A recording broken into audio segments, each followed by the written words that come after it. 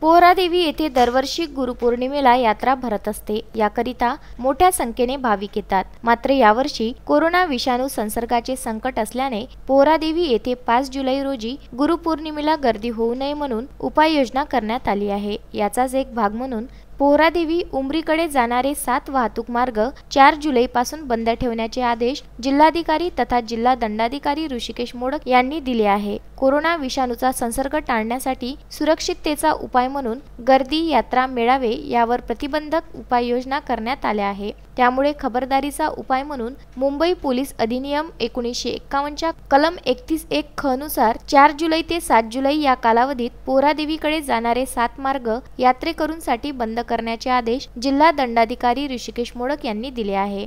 Akshay Lotay, Vidarbha news, Karanja Lad.